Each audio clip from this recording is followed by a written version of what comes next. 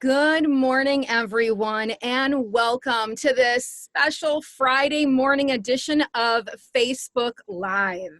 We're at the on-air. Oh, now this happened again. I don't know what's going. There we go. It's off.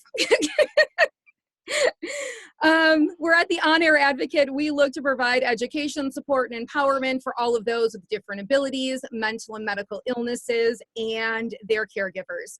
For those of you who do not know me, my name is Tammy Flynn, and I'm the producer and the host of the On-Air Advocate. I am super thankful and grateful that you have all joined us here this morning. And if you think that this broadcast and content that we're going to be talking about today could be beneficial to anyone, I would ask you to share this, please. Throw some love at us. Also, let us know where you are viewing from. Drop it in the comments. We always like to know, because I know Mary here is from South Carolina and I'm here in the cold Wisconsin. So we like to know where you're viewing from as well. Now, as most of you know, at the On-Air Advocate, every single week we pick a weekly focus. And as we continue our week of focus on faith, strength, hope, and just the ultimate power of belief, I think that it directly correlates and resonates so heavily with our caregiver community, as well as so many that are battling different chronic illnesses, mental illnesses, and are obviously caring for someone. For a lot of you, you know that as being a caregiver, if you're watching today and you are a caregiver, please drop that below as well in the comments. You know, we do go through those feelings so much of the time of alienation, frustration, guilt, depression. And so a few months back, I was introduced to a phenomenal woman who was a caregiver. And that phenomenal woman introduced me to another phenomenal woman who was also a caregiver. So here we are. There are three of us that are caregivers, lifelong caregivers, to adults. Well, I always say that my adult child, but to young adults. And so when I got introduced to Mary, I heard that she had produced this course that was for caregivers. And knowing that within the caregiver world, our faith is tested so much. And then also having fearless faith in moving forward, even when we're not sure what the next door that we open is going to hold for us behind there. And so without further ado, I want to introduce you guys to the author and teacher of The Heart of a Caregiver, Mary Tutterow. She is a wife, a mother, a teacher, a caregiver, a fellow advocate. She also, her and her husband, which I'd love to hear more about as well, founded the Healing Farms, which is a day program for young adults with special needs. So welcome, Mary. Hey, I'm glad to be here. And I am so excited for you to share with everybody that journey that led you to the Heart of the Caregiver, this fabulous course. How did that all start? I know, we had spoken, with your daughter and, career life and all that, but for, my audience, our audience here this morning, I would love them to hear that journey. Well, that's a long one, so let me try and whittle it down. But the bottom line is it was all about loneliness. Our daughter was born, and they told us that we were bringing her home to die. She had infantile spasms right away. So from the beginning of her little young life and our young life as a couple and new parents, because she was our first child, we were just launched into something that nobody else I knew had ever been a part of. And that was just living in emergency rooms and hospitals and doctor's office and therapists and taking scary drugs and wondering if your baby's going to live. And I just lived on the verge of hysteria all the time. And I had been a very social person. I had run my own company. And suddenly I was so isolated. It was just me and this baby. I mean, even my husband and I were like ships passing in the night because he continued working his big job and I was gradually letting go of my job. And everything in my life was shifting sand. Everything I thought I knew about living and raising a family didn't apply to our situation. And I was so lonely. Mm-hmm. And so I just ached to have people to communicate with who I said, surely, in the hospitals, I saw so many other moms just like me. Mm-hmm. And I thought, surely we could all benefit from talking to each other. Right. Surely somebody has some wisdom to share because she's not dead yet. That's how I was feeling, like I'm just going to collapse any minute. And so I really cried out to God and said, there just this loving this baby, it cannot just mean the death of me. There's got to be something different. And actually, one night while I was nursing her, this tiny little thing I'm nursing, and she's just seizing the whole time I'm nursing her. And they had told me she could probably die in my arms. The very first time in my life, I cried out to God, how did Mary, the mother of Jesus, watch her child suffer and die like I'm watching my child suffer and die? And I just had this experience of great peace, and the idea came over me was, let her suffering be for my glory, which was what I think I was hearing from heaven. Mm-hmm. And it just launched me on this journey of opening my Bible and finding hope and encouragement. And that I couldn't talk to these other moms, and I wasn't getting anything but depressing news from doctors. And I'm just, suddenly the Bible came alive, and it was like my friend, and the word started speaking to me. And that's how this whole thing got started, because then I started journaling what I was hearing and the comfort I was receiving, and then I wanted to share it with other people. So that was the beginning of the whole journey. So. Oh my gosh. And I think that now during that time, I know that we were chatting before this, during that time when you were in the hospital with her, did they refer you to different support groups, or was that kind of later on as she got a little bit older? Did you start pursuing those before you ever developed the heart of the caregiver? Were you interacting? Yes. Well, actually, and I think most special needs moms will agree with me here. Mm-hmm. And I've found it in my groups in subsequent years, is probably for the first 11 years of your child's life, you're in fix-it mode. I don't need a support group. I can do this. Right. I got this. I can fix it. We just hadn't found the right medicine. We just hadn't found the right doctor. We just hadn't had the right surgery. I'm on it. No problem. We don't have a problem. I'm going to fix it. Right? Right. Well, I was in that extra super hyper drive of that. I got this. We're going to be fine. I'll be back to my friends and my old way of life. No worries. Right. And so, no, I wasn't going to support groups in the early days because I didn't want to be around those depressing people, because they didn't have the confidence and know-how that I did. Right. What a lie. But then when I did start going to those support groups, I just left there feeling more toxic than I went in. All I was doing was listening to other people talk about stuff that was even worse than what was going on in my life. It was kind of like, who had it worse? And so I longed to talk to people by that time. By the time I was settling into, I have a child with special needs. This isn't going to go away.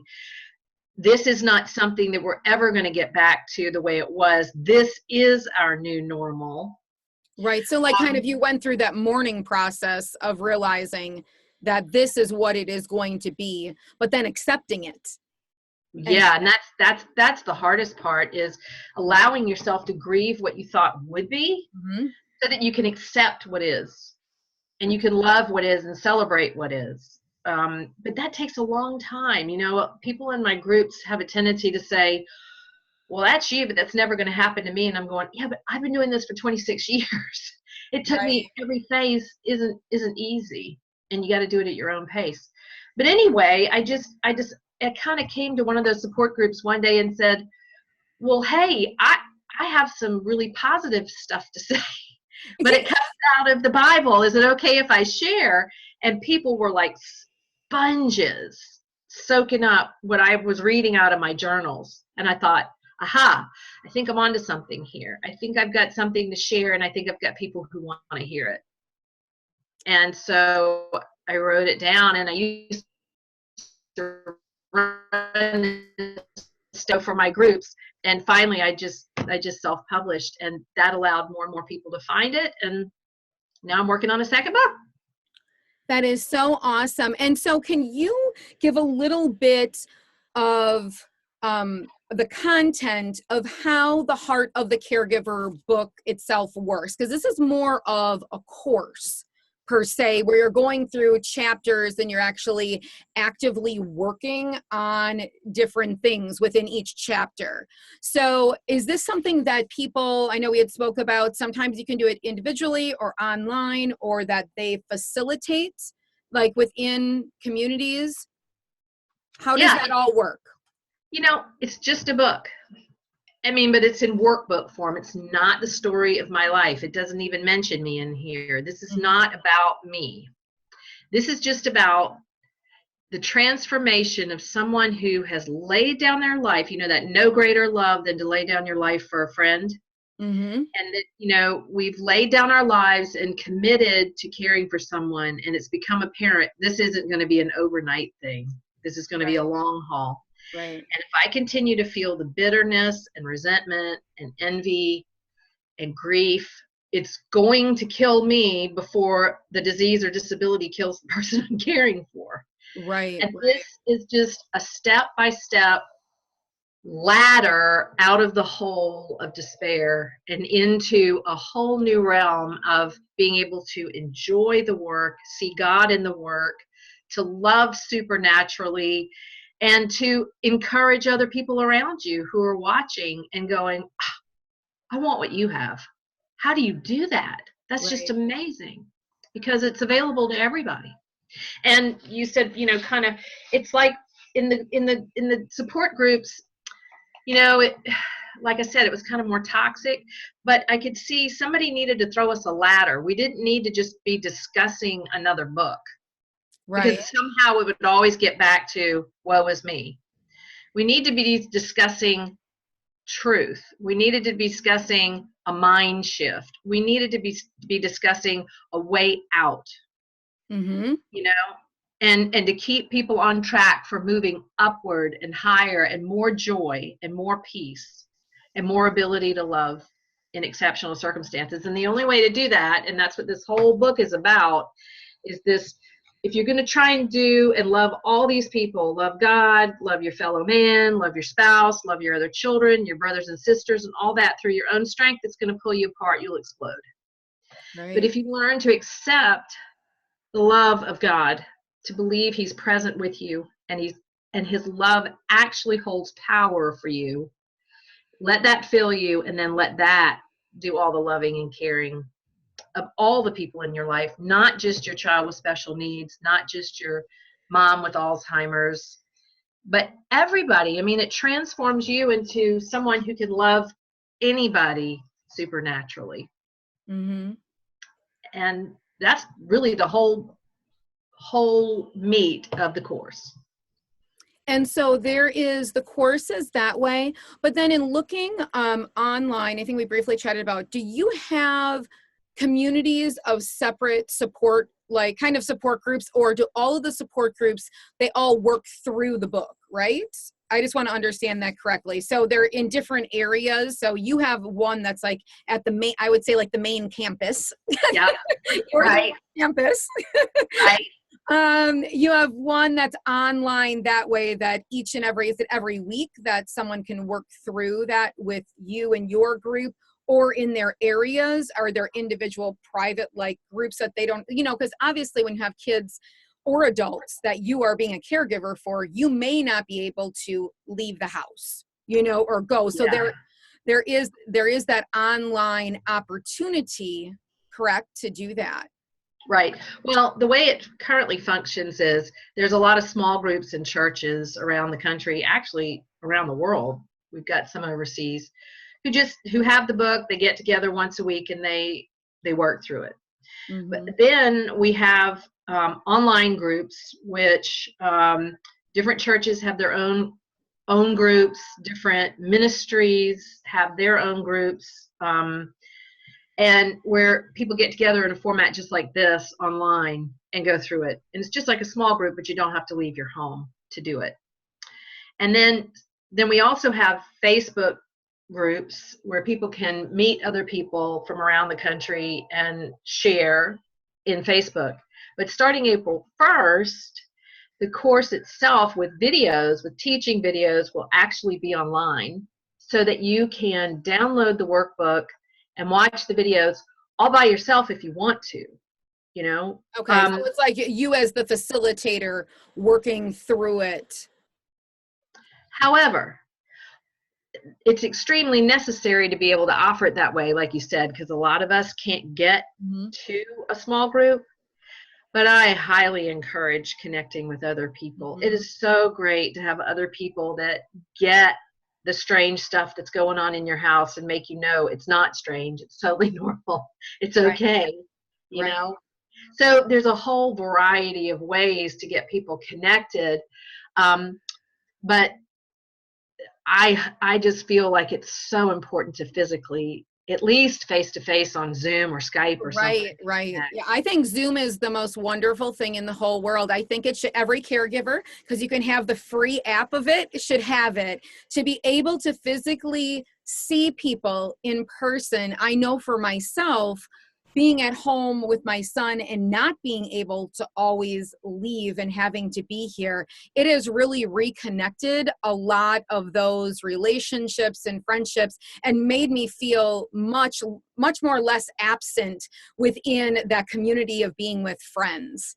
Yes. You know, just being as a matter of fact, we do a group, a pretty large group that's gotten really close on Tuesday nights. And one of the moms had texted me saying, I'm not going to be able to make it tonight. I'm running behind and I still have to go to the grocery store. So, you know, I'm sorry. And the next thing you know, we're on Zoom and she pops in and she's in the grocery store with us on her phone. And, you know, she said, I just couldn't miss it. So, you know, she put herself on mute and went through the grocery store listening to us. But, you know, it was that connectivity to her people now that she has, and it's just so terrific, you know. And I think when we talk about caregivers, as me and you spoke about earlier today when we were talking, it is so essential that you do build that caregiver network of others that are traveling a similar journey. Now, no journey is exactly the same. I always say, like, we're all on different ships, but we're all in the same body of water. And so our perspectives are all a little bit different, but I feel that the guidance that we can lend to each other is just so great because of that. You know, and I know that for caregivers, there's that instant connection. I know the first time I talked to you on the phone, the first time I talked to Kate on the phone, you don't even live in the same state as me. Your children do not have the same medical conditions, you know, nor different abilities as my son does. And automatically, I felt like the synergy of that we are together.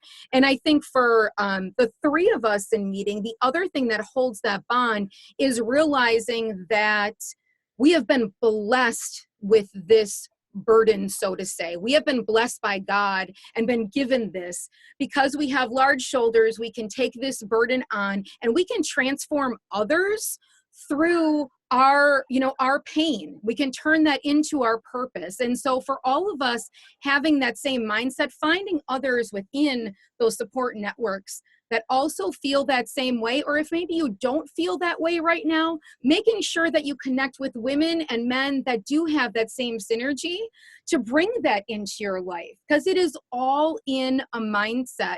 I think about the fact that when I was reading your bio, that you used to, you know, be an anchor woman. You were, you know, a marketing executive.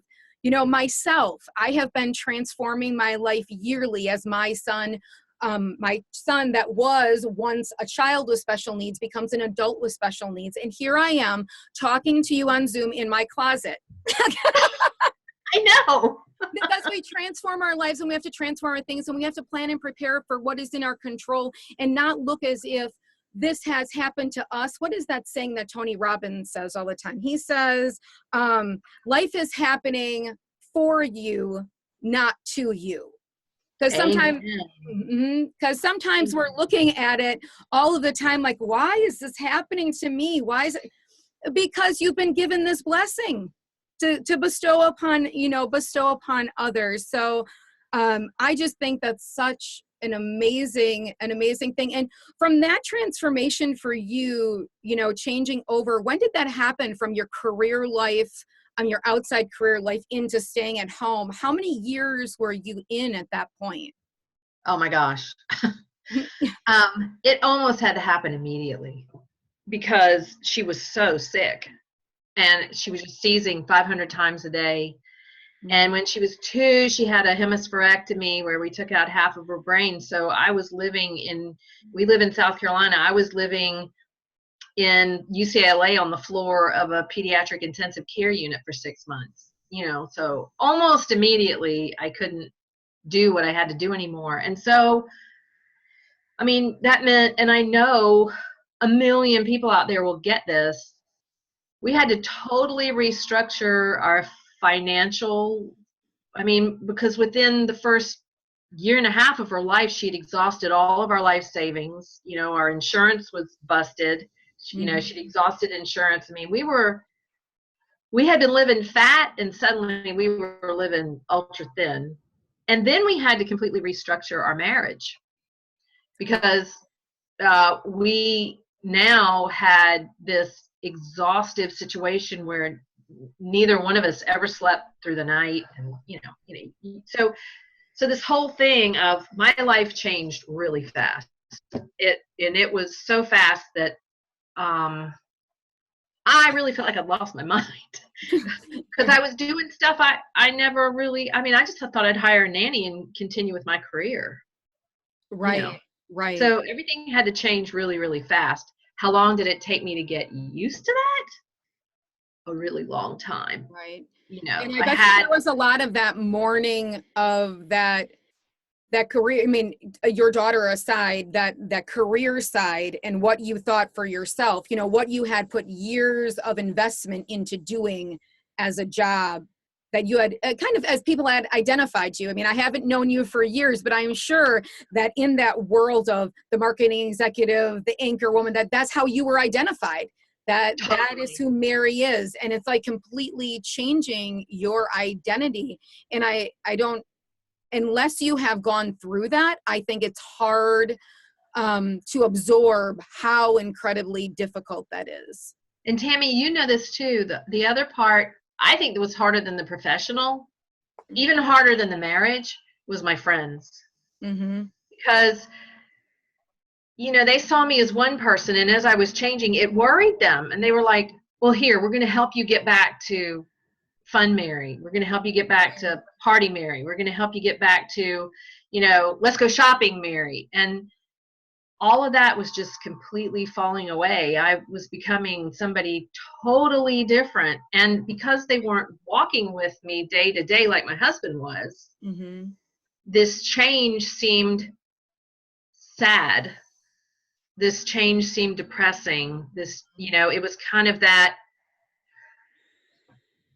why don't you just hire someone and get back to your life? And I'm like going, my life will never be the same. Right. And I'm gonna lean into what my life, and like you said, the calling, that I'm gonna lean into the calling. This wasn't some horrible cosmic mistake.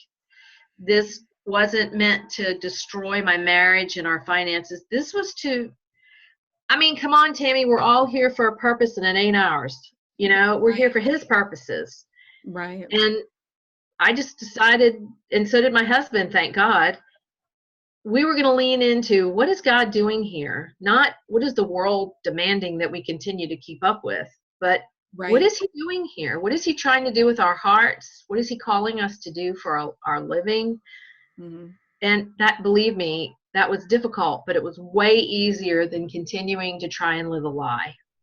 Right. And I think that through that whole, the support groups and stuff you offer, for those that have just started on this journey, that maybe their child was just born with medical complications or different abilities, or a loved one has gotten into a car accident, suffers a traumatic brain injury, and it's an instant, like they were this and now they're that, or it's your aging loved one. Understanding that we are all like on this roller coaster. It's like a hurricane, a tornado, a typhoon, all at the same time. And you need to give yourself grace and patience and realize that this is the long run. Yeah. And if you try to sprint and you try to learn it all in one day, you're going to have lots of loose ends that are not going to become complete, and it's going to kind of fall apart. But it's a lot of that patience. I've always been someone, I've been in business since I've been 15, being a sole entrepreneur. And let me tell you that I'm not about patience. I'm like, I'm going to do this and I'm going to get it done. And, we're going to have this program, we're going to have this business, and, Right. that's going. And Marcus was born and I had 2 healthy children already. And I was like, what in the world? He can't eat. He can't go to the bathroom. I got my other kids that still needed to go to dance, gymnastics, needed their life, needed home and school. I was on the PTA. I was a Girl Scout troop leader, and your life all of a sudden in an instant, completely changes. And so I think from your words and my words, I think patience and knowing that you're going to have those feelings. And, for the friendships, I don't know until you get into support groups or meet other parents, like, or your therapists become your friends, your kids' therapists. I don't think that's an easy thing to ever explain to your friends, even if they've traveled the journey with you for 20 plus years, because unless something directly is impacting your life, I don't know that you ever can feel that same level of frustration, empathy, any of those things. You can try to understand, but you don't always fully understand, of the constraints that are, that are there. But you also can't, I don't want to say damn the people, you know what I'm saying, or be angry at the people because of that. Not at Because, all. they haven't been given those set of eyes. And so, you can't blame someone for something they don't understand and they don't know. That's exactly it. It's a lot about grace. And that's the other thing is when you're doing this, you learn, it's the people who've experienced a tremendous amount of pain as well, Mm-hmm. who end up making the greatest, friendship takes on a whole new level when you share hurt. Mm-hmm. Even if it's not the same hurt, just people who are familiar. I mean, it's like when they called Jesus a man of sorrows. I don't think he walked around moping all the time. He just knew what it was like to be hurt and rejected and all that. And that deepens friendships more than anything. And I have to say, eventually, it makes me a better friend to other people. Mm-hmm. Am I making sense? I mean, some of the people that we unconnected, and now through life we've reconnected, because who hasn't gone through pain?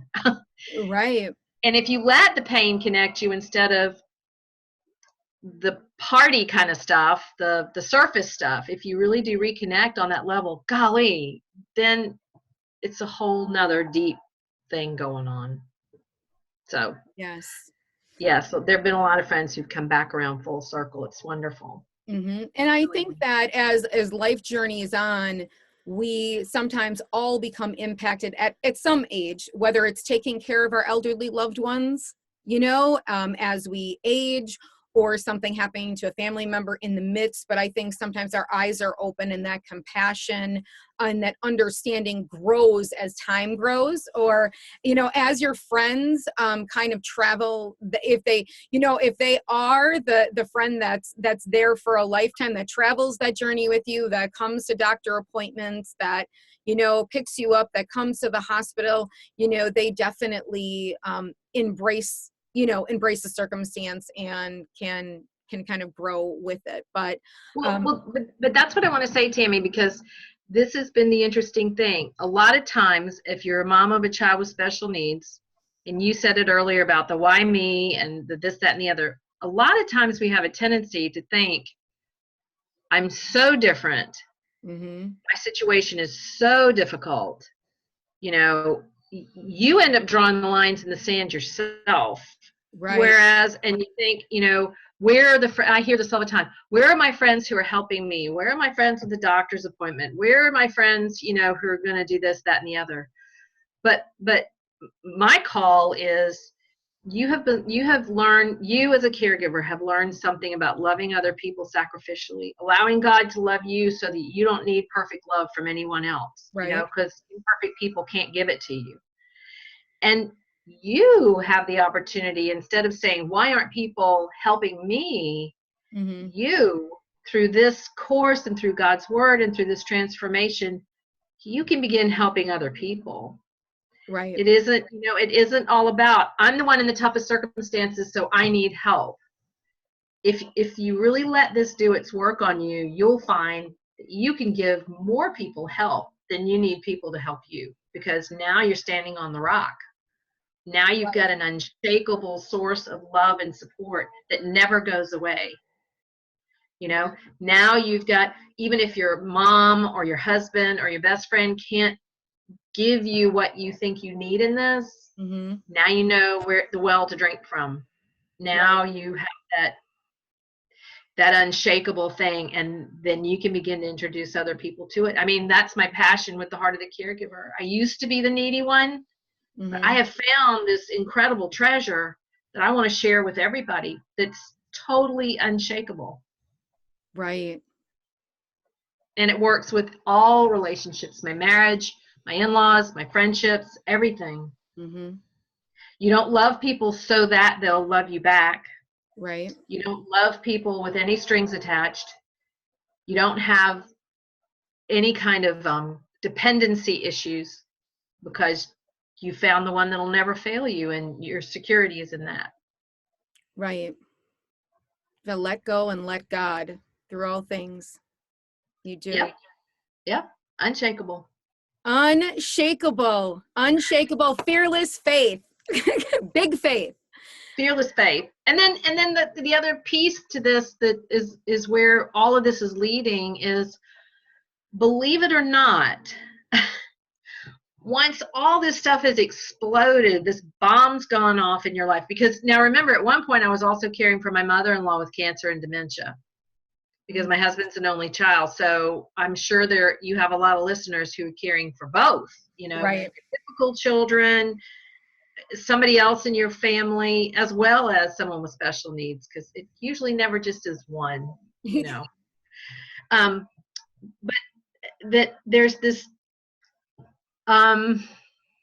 ability to have unshakable peace. It's not just once you've found your way to the other side of all this, then there's a place of peace that no one can take from you either. It's not just that you can love, but you find this centering place, and chaos can be exploding all around you, but you can keep your peace, and you can let the Spirit of God make the decisions for you.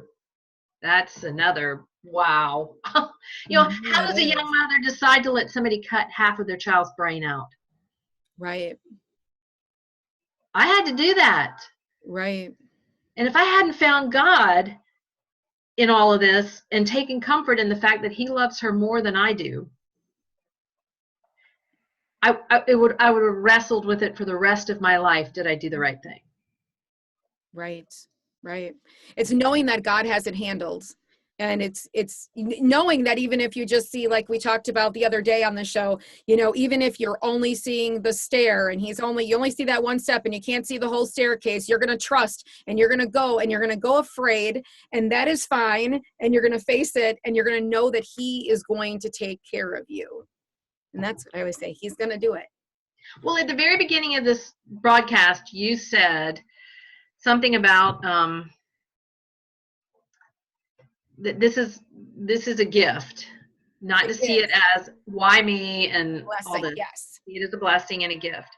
Now, I could never look a mom of a child with special needs or someone who's losing their spouse to Alzheimer's and say, God did this to you for a really good reason. You know, people would not like that. Mm-hmm.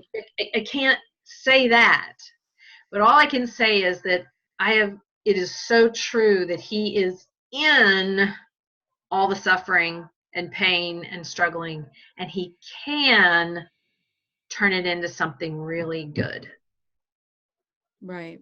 It's not, you know, I mean, it'd be very hard to say to someone, oh, he made your daughter have seizures so that it would change your life and strengthen your marriage and teach you truth. I mean, I can't say that, but I can say there's no doubt that he's in it and he's working in it and he can bring great good out of it. No doubt. Pain into purpose. Pain into purpose at all times.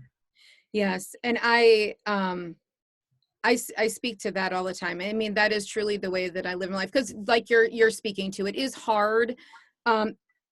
It's hard to say to others all the time that, you know, this happened, you know, everyone says, you know, this happened for a reason, you know, because we think God is good through all things. So why would he have this? But from my experience in the last almost 21 years, and even in just life itself, being the mother of 4, you know, and being a single mother of 4 and going through the trials and tribulations of that, is that when I look back to those times when everything was a hurricane, a typhoon going on, coming out of it, the lessons that have been learned and what I have been embraced with supersedes any amount of turmoil that was happening. And I know that that is only through the grace of God that he has done that.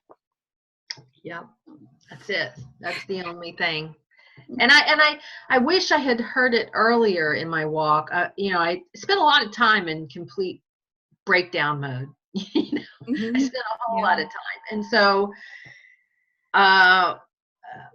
I wish there was a magic pill that I could just hand out to every doctor in every ER, in every emergency room, and say, here, take this now, you know, the moment of diagnosis. Because Tammy, I know you probably went through this just like I did, and I hear it all the time with people in the course, is at the moment of diagnosis, what gripped them was fear. You know, fear of the disease, fear of their own ability to deal with it, fear of the future, you know, fear of finances, the whole deal. And once fear gets a hold of you, it sets a terrible trajectory.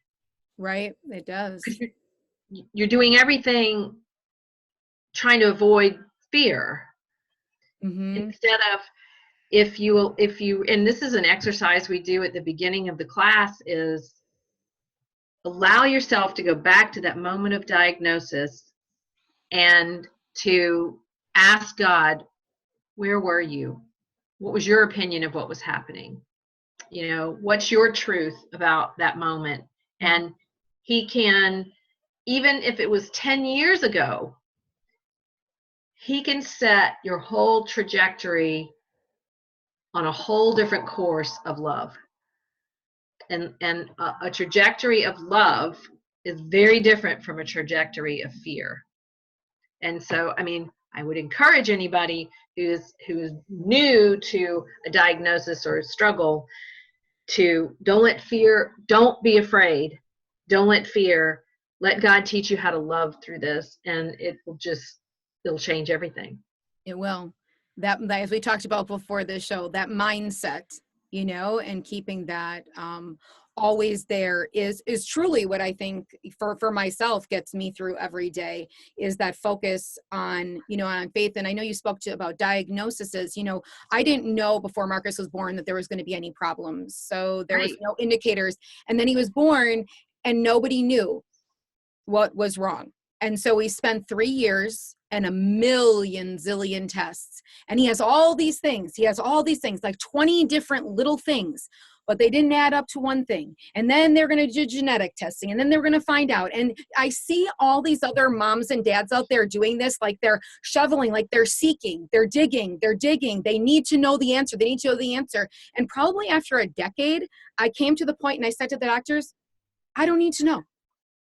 It's not going to change the method that I'm doing for medication. It's not going to change the method I'm doing for therapy. It's not going to change anything because I have a label, because I have this label that says this is what it is. Now, does that leave me in the place of not knowing what syndrome my son has, how long he may live, what the duration of other people, you know what I'm saying, across the world that we might be able to link that up with?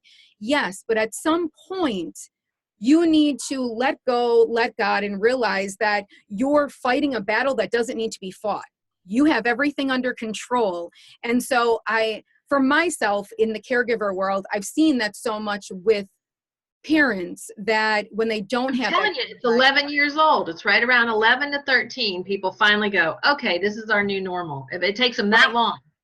Right, because I'm like, you know, and as you being, you know, a powerful businesswoman as well, you're like, I'm going to figure this out. I'm going to figure it out. I'm going to have the map. I'm going to have the answer. I'm going to have the business plan. We're going to make this work however it needs to work. And at some point, you just need to say, I have all the tools I need. I've done the best that I can do. I've covered every base that I can cover. But at the end of the day, you know, if it's not the right label, the right diagnosis, what you want to hear, you know, it's fine. You're going to carry on. You're going to care for your child, you know, with caring for someone, you know, for the rest of their life, being a lifelong caregiver. You know, there couldn't be anything more special than that as well. You know, the fact that God has given you the power and the privilege to care for the quality of someone's life for the rest of their life is pretty powerful. Because, you know, when we think about it, we think about, oh, you're taking care of somebody. You're not only caring for them just in physical, their quality of life, their legacy, everything is entrusted within you as that caregiver for, you know, for them and building that. Yes. And here's another really deep truth I learned was, in carrying the burdens for my daughter, in it appearing that I'm in control of her life, that I have to make all the decisions, you know, from what kind of diaper she's going to wear to what kind of program she's going to be in and what her diet's going to be and all that. You would think I'm in control. But what I've really discovered is that in carrying someone else's burden, which is what we were created to do, I have learned compassion, which is not caregiving. Caregiving, it very often can be, I come at a situation saying, I'm whole, you're broken, you need me, I'm going to take care of you. That's power. Compassion is a deeper level of love that says, I'm willing to enter into your suffering. I'm willing to carry your burden. It's like Simon of Cyrene carrying Jesus's cross. He didn't ask for it. It just got thrust on him. But then the blood was all over him. The jeers were being jeered at him. The spit that was being hurled at Jesus was falling on him. And when Simon of Cyrene is standing there and Jesus turns to take his cross back from him, I'm sure Simon, by carrying this cross for someone else, had a whole nother level of understanding. And that's what's happened to me. I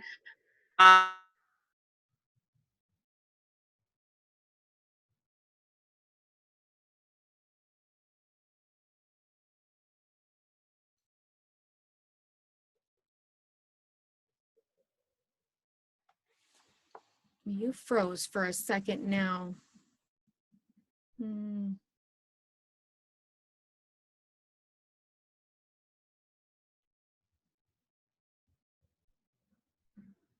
Well, Mary, she's going to go back to the nursing home and minister to these people who she had never noticed before, you know? You're there, but you're on mute.